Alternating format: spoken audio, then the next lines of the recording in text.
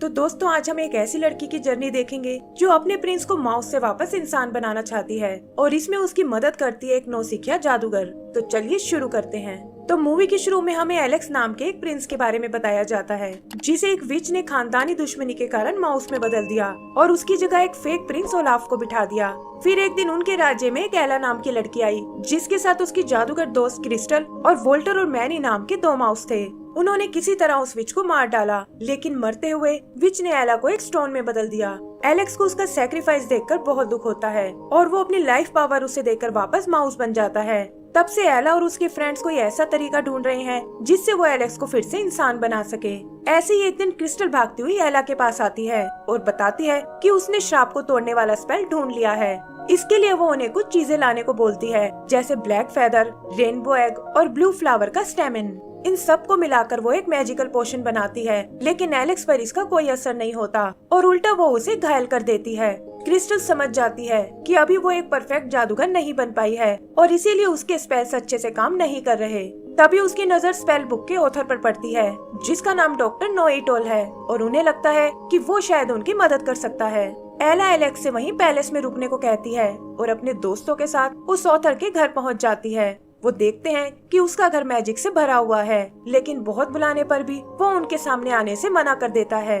तब एला उसे सारी बात बताती है और उसकी प्रॉब्लम सुनकर वो उनसे मिलने को तैयार हो जाता है। वो देखते हैं कि ये डॉक्टर असल में एक टोर्टोइज है और उसे अपनी नॉलेज पर बहुत ही घमंड है।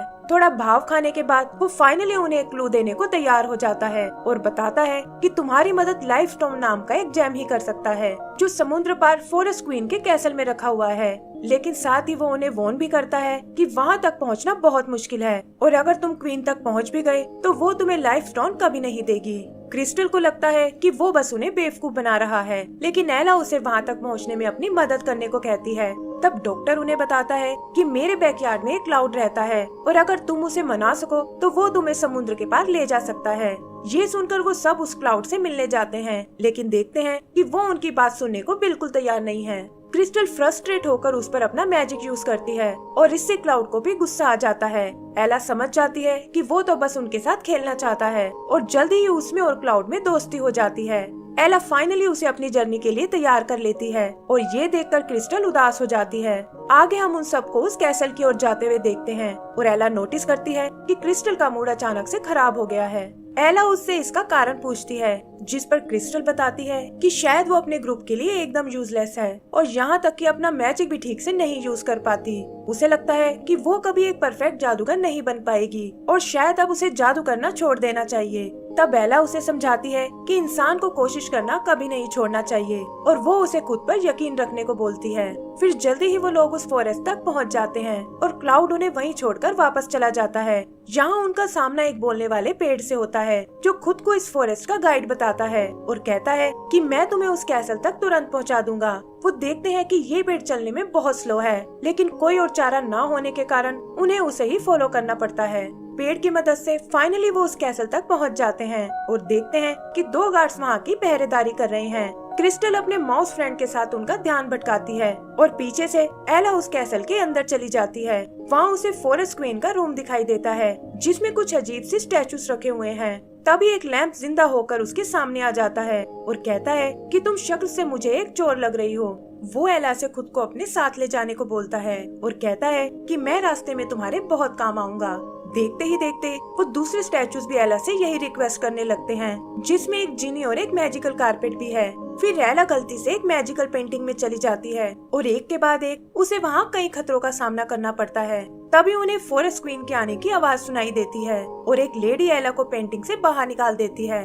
लैंप उसे जल्दी से एक अलमारी में छुपने को कहता है और तभी क्वीन अपने रूम में आ जाती है। वो समझ जाती है कि यहाँ जरूर कुछ गड़बड़ हुई है और अपने मैजिक से एला को अलमारी से बाहर निकाल लेती है। वो एला से इस तरह यहाँ आने का कारण पूछती है और तभी उसे ढूंढते हुए क्रिस्टल और वो माउस वहाँ आ जाते हैं। क्वीन को लगता है कि ये सब शायद यहाँ चोरी करने आए हैं और वो एक एक करके उन सबको कैद कर लेती है। तब एला उसे बताती है कि हम तो यहाँ उस लाइफ स्टोन को लेने आए थे ताकि अपने फ्रेंड एलेक्स की मदद कर सकें। लेकिन फॉरेस्ट क्वीन उन्हें बताती है कि तुम लोगों ने यहाँ आने में देर कर दी, क्योंकि लाइफ स्टोन को तो डेजर्ट क्वीन ने पहले ही चुरा लिया है।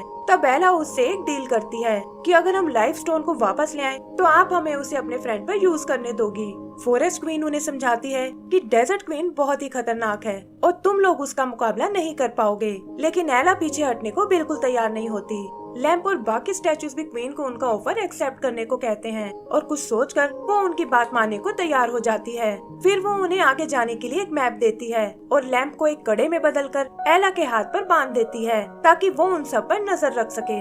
आगे का सीन डेजर्ट कैसल का है, जहाँ ओलाफ इस सारे प्लान की जानकारी डेजर्ट क्वीन को देता है, लेकिन उसे लगता है कि वो बच्चे उसका कुछ नहीं बिगाड़ पाएंगे। तब ओलाफ कहता है कि आपको अपनी आर्मी के लिए एक जादूगर की जरूरत थी और मैं क्रिस्टल को बहलाकर आपके पास ला सकता हूँ। बदले में आपको मेरा किंगडम पाने में मेरी मदद करनी होगी और डेजर्ट क्वीन भी इसके लिए तैयार हो जाती है। इधर आगे बढ़ते हुए एला को एक शॉर्टकट नजर आता है, लेकिन क्रिस्टल को लगता है कि उन्हें इस रास्ते पर आगे नहीं जाना चाहिए। वो अपने मैजिक से इधर उधर खतरा ढूंढने लगती है, लेकिन एला उसे समझाती है कि तुम बेवजह ही ओवर रिएक्ट कर रही हो और हर जगह मैजिक यूज करने की कोई जरूरत नहीं है। इस बात को लेकर उन दोनों में बहस हो जाती है और क्रिस्टल गुस्से में उन्हें छोड़कर चली जाती है। यहीं हम ओलाफ को देखते हैं जो छुप कर उन पर नजर रख रहा था और वो क्रिस्टल से मिलने उसके पीछे जाता है। आगे एला और उसके साथियों को एक हट दिखाई देती है जिसमें ढेर सारा खाना रखा हुआ है। तभी एक पिंजरा एला को कैद कर लेता है और पता चलता है कि ये एक शैतान बिल्ली का घर है। वो वोल्टर को पकड़कर खाने की कोशिश करती है, लेकिन देखती है कि वोल्टर को उसकी बनाई डिशेस बहुत पसंद आई हैं। ये देखकर उसे बहुत खुशी होती है क्योंकि वो हमेशा से एक शेफ बनना चाहती थी, लेकिन कोई भी उसकी डिशेस को पसंद नहीं करता था। एला को ये सुनकर क्रिस्टल का ध्यान आता है और वो सोचती है कि ना जाने वो किस हाल में होगी। उधर ओलाफ क्रिस्टल से मिलने आता है और उसे बताता है कि तुम्हारे दोस्तों को तुम्हारी स्किल्स की कोई कदर नहीं है और अगर तुम डेजर्ट क्वीन के साथ मिल जाओ तो वो तुम्हें एक पावरफुल जादूगर बना देगी। क्रिस्टल भी उसकी चालाकी को नहीं समझ पाती और डेजर्ट क्वीन का साथ देने को तैयार हो जाती है। इधर एला और माउसिस का सामना एक बेयर से होता है और इससे पहले कि वो उन्हें चोट पहुंचा पाए, एला उसे अपने यहाँ आने का कारण बताती है। बेयर उसका दोस्तों के लिए प्यार देखकर बहुत इम्प्रेस होता है और कहता है कि मैं तुम्हें यहाँ से सही सलामत जाने दूंगा, लेकिन पहले तुम्हें मेरे लिए एक लेटर पढ़ना होगा। पता चलता है कि ये लेटर उसके भाई ने उसे लिखा था, जिसके साथ काफी टाइम पहले उसकी लड़ाई हो गई थी और अब वो सब कुछ भुलाकर उससे दोबारा मिलना चाहता है। एला समझ जाती है कि अपनों से अलग होना ही दुनिया का सबसे बड़ा दुख है और ये सोचकर उसे क्रिस्टल का ख्याल आता है और वो वोल्टर और मैनी के साथ उसे ढूंढने निकल जाती है। ओलाफ भी डेजर्ट में उन्हें देख लेता है और क्रिस्टल की मदद से वो उन तीनों को एक स्पेल में कैद कर लेते हैं। एला भी क्रिस्टल को उसके साथ देखकर बहुत हैरान होती है और उसे समझाती है कि तुम्हें इस आदमी पर विश्वास नहीं करना चाहिए, लेकिन क्रिस्टल पर इन बातों का कोई असर नहीं होता और वो उन्हें धोखेबाज और सेल्फिश बताती है। ओलाफ भी आग में घी डालने का काम करता है और कहता है कि अब तुम्हारी बातों से कोई फर्क नहीं पड़ता और जल्दी ही क्रिस्टल एक पावरफुल जादूगर बन जाएगी। एला एक बार फिर उससे माफी मांगती है और कहती है कि तुम्हारे बिना हम यहाँ तक कभी नहीं पहुँच सकते थे और तुम अभी भी हमारी टीम का एक अहम हिस्सा हो। ये सुनकर क्रिस्टल को अपनी गलती का एहसास हो जाता है और अपने दोस्तों को आजाद करके वो ओलाफ को स्पेल में कैद कर लेती है। आगे वो एक लंबा रास्ता तय करके उस कैसल तक आते हैं, जिस तक जाने के लिए उन्हें एक ब्रिज क्रॉस करना होगा, लेकिन जैसे ही वो उसके सेंटर में आते हैं वो ब्रिज टूटने लगता है और ये लोग बड़ी मुश्किलों से बचते हुए दूसरी तरफ आते हैं। फिर कुछ बबल्स उन्हें उठाकर ऊपर पैलेस में ले जाते हैं और यहाँ उनका सामना उस डेजर्ट क्वीन से होता है। वो उन्हें बताती है कि लाइफ स्टोन से मैं अपने डेजर्ट को हरा भरा करना चाहती हूँ और यही मेरी डेस्टिनी है। एला उससे किसी और तरीके के बारे में पूछती है, जिस पर क्वीन कहती है कि मुझे अपने काम के लिए एक जादूगर की जरूरत है और अगर क्रिस्टल यहाँ रहने को तैयार हो जाए तो मैं तुम्हें वो लाइफ स्टोन यूज करने के लिए दे सकती हूँ। क्रिस्टल उसकी बात मानने को तैयार हो जाती है और एला को समझाती है कि इससे वो एलेक्स को फिर से इंसान बना सकती है और डेजर्ट क्वीन की मदद से उसका बड़ा जादूगर बनने का सपना भी पूरा हो जाएगा। फिर डेजर्ट क्वीन उसके हाथ में वो लाइफ स्टोन देती है, लेकिन पता चलता है कि ये सब उसका एक प्लान था और उसने क्रिस्टल को अपने स्पेल में बांध लिया है। उसे कंट्रोल करके वो एला को पहाड़ी से नीचे गिरा देती है और क्रिस्टल को अपने साथ कैसल में ले जाती है। इधर एला किसी तरह बच जाती है और वोल्टर और मैनी के साथ ऊपर कैसल की ओर चढ़ने लगती है। उधर डेजर्ट क्वीन क्रिस्टल से एक बार फिर सोचने को कहती है और बताती है कि मैं तुम्हारा परफेक्ट जादूगर बनने का सपना पूरा कर सकती हूँ, लेकिन क्रिस्टल ऐसा करने से मना कर देती है। तभी एला और उसके माउस वहाँ आते हैं और क्वीन को बातों में उलझाकर लाइफ स्टोन को चुरा लेते हैं। क्रिस्टल भी स्पेल टूटने से आजाद हो जाती है और वो सब कैसल से बाहर आ जाते हैं। डेजर्ट क्वीन गुस्से में उन पर अटैक करती है, जिसके लगते ही क्रिस्टल एक डॉल में बदल जाती है। एला को ये देखकर बहुत दुख होता है और वो डेजर्ट क्वीन से इसका बदला लेने की सोचती है। डेजर्ट क्वीन उस पर भी अपना स्पेल यूज करने की कोशिश करती है, लेकिन एंड टाइम पर वहाँ फॉरेस्ट क्वीन आ जाती है। फॉरेस्ट क्वीन एला से वो लाइफ स्टोन लाने को कहती है, क्योंकि उसके बिना वो डेजर्ट क्वीन का मुकाबला नहीं कर पाएगी। और ये सुनकर एला तुरंत उसे ढूंढने निकल जाती है।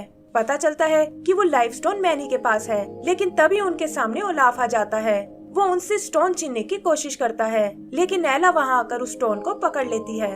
तभी वो माउस ओलाफ पर अटैक कर देते हैं और इसी हड़बड़ी में उनके साथ साथ एला भी पहाड़ी से नीचे गिरने लगती है। लेकिन इससे पहले कि वो लोग नीचे जमीन से टकराएं, क्लाउड वहां आकर उन्हें बचा लेता है और बताता है कि डॉक्टर ने उसे उनकी मदद करने भेजा है। फिर वो उड़ते हुए वापस कैसल की ओर आते हैं और देखते हैं कि डेजर्ट क्वीन ने फॉरेस्ट क्वीन को ट्रैप कर लिया है। एला किसी तरह बचते हुए उस स्टोन को फॉरेस्ट क्वीन की ओर उछालती है, लेकिन वो देखते हैं कि डेजर्ट क्वीन भी उसे पकड़ने आ रही है। तभी फॉरेस्ट क्वीन एला के हाथ में बंधे उस लैम्प को एक्टिवेट करती है और उसकी रोशनी डेजर्ट क्वीन को चकाचौंध कर देती है। लाइफ स्टोन भी फाइनली फॉरेस्ट क्वीन की छड़ी तक पहुंच जाता है और वो डेजर्ट क्वीन को उड़ाकर दूर फेंक देती है। आगे हम उन सभी को फॉरेस्ट कैसल में देखते हैं, जहां क्वीन उन्हें बताती है कि वो एलेक्स और क्रिस्टल में से किसी एक को ही ठीक कर सकते हैं। तब एलेक्स उससे क्रिस्टल को जिंदा करने को कहता है, क्योंकि उसकी ये हालत उसी की वजह से हुई है और एला को भी उसकी बात माननी पड़ती है। फिर क्वीन स्टोन की पावर से क्रिस्टल को ठीक कर देती है और हम देखते हैं कि वो इस बार एक नए रूप में है। क्रिस्टल एलेक्स को माउस के रूप में देखकर बहुत हैरान होती है और तब फॉरेस्ट क्वीन उसे सारी बात बताती है और ये सुनकर क्रिस्टल को बहुत दुख होता है। आगे क्वीन उसे बताती है कि लाइफ स्टोन ने तुम्हारी मैजिकल पावर को बढ़ा दिया है, जिससे तुम भी एक परफेक्ट जादूगर बन चुकी हो और अब तुम फिर से अपना पहले वाला स्पेल ट्राई कर सकती हो। क्रिस्टल भी ये सुनकर खुश हो जाती है और अपने दोस्तों से स्पेल की चीजों को फिर से इकट्ठा करने को बोलती है। फाइनली उसके स्पेल से एलेक्स फिर से इंसान बन जाता है और इसी के साथ हमारी ये मूवी भी खत्म हो जाती है। तो दोस्तों, अगर आपको ये मूवी पसंद आई हो तो प्लीज हमें लाइक एंड सब्सक्राइब करना ना भूलें। Thank you.